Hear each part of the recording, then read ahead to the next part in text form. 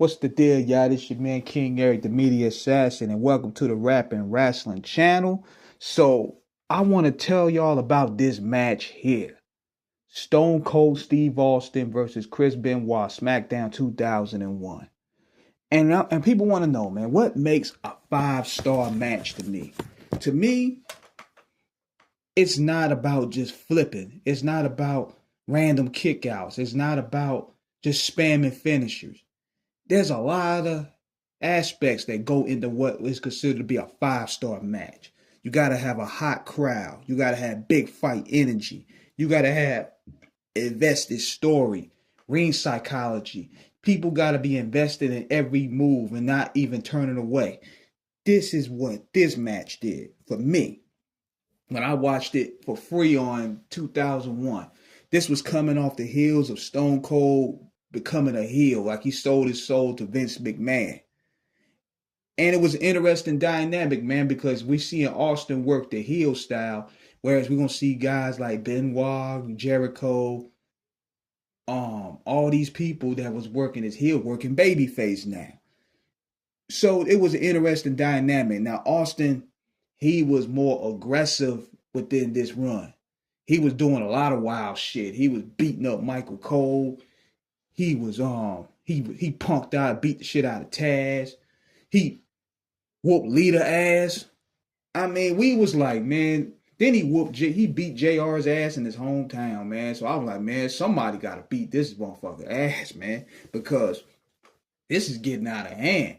Now they may argue that the heel turn was a failure, but if anything, I was invested in it, and I was like, man, I hope somebody whooped this bald motherfucker, man, straight up, man, because that was my guy, Stone Cold, man. I'm like, man, he sold out to Vince McMahon. Now he doing all this wild stuff. So this is where Chris Benoit came in, man. The Rabbit Wolverine. You know what I mean? And he was coming in his own as a performer himself. So 2001 was where he started really getting over. 2000 he was getting over just as a heel, but 2001 he started really winning over the fans. So what I like about Benoit's style is it is straight hard and no holds barred. Like, ain't nothing fake about that shit. So he made every move look real. That's the gift of what a lot of trainees from the Hart family dungeon have a gift to do when it comes to professional wrestling. They know how to make realism. They know how to create realism just by how they work. Brett does that. Owen does that. Davey Boy did that. Neidhart did that. Pillman did that. Who else? Jericho, Benoit. I don't know if Edge trained in the Hart family dungeon. I don't think he did, but those guys was aspects of that. So going on to the match itself was hard hitting, back and forth, intense, hard hitting, man. Benoit had that aggressive style, Stone Cold that worked with Stone Cold's newfound intensity. It was a dope back and forth. And you had Benoit with the ribs. He had the busted ribs and everything. He sold that real world. You would think that he would really have broken ribs. I thought maybe he did have broken ribs. That's just how hard he was going. Plus, on top of that, Benoit was going in. He had a bad neck injury. He was working on a real bad neck injury too. So he had a lot going on.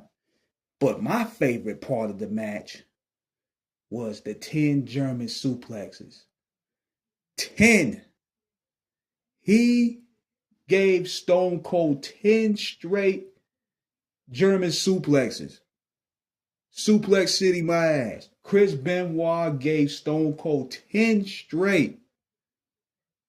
That record was held until Brock Lesnar broke it in 2014 against John Cena, but he gave him 10 straight suplexes straight. That was some crazy work. And that's going to build into my Stone Cold video coming after this one. But even though the heel finish was predictable with Vince McMahon, I think, getting involved and everything, but we was pissed off about it, man, because we wanted to see Benoit really win. But I'm thinking this match here, the match he did with Kurt Angle, was what made Chris Benoit. the table, ladders, and chairs. They did a table, ladders, and chairs, and with Jericho and with Benoit tagging up against the Dudleys, Edge of Christian, and the Hardys. That was a crazy fucking match, man. So y'all check this match out, man. If you have YouTube, if you have, I don't know if it's on Netflix, but this match right here is one of my favorites, man. Like, this shit hitting.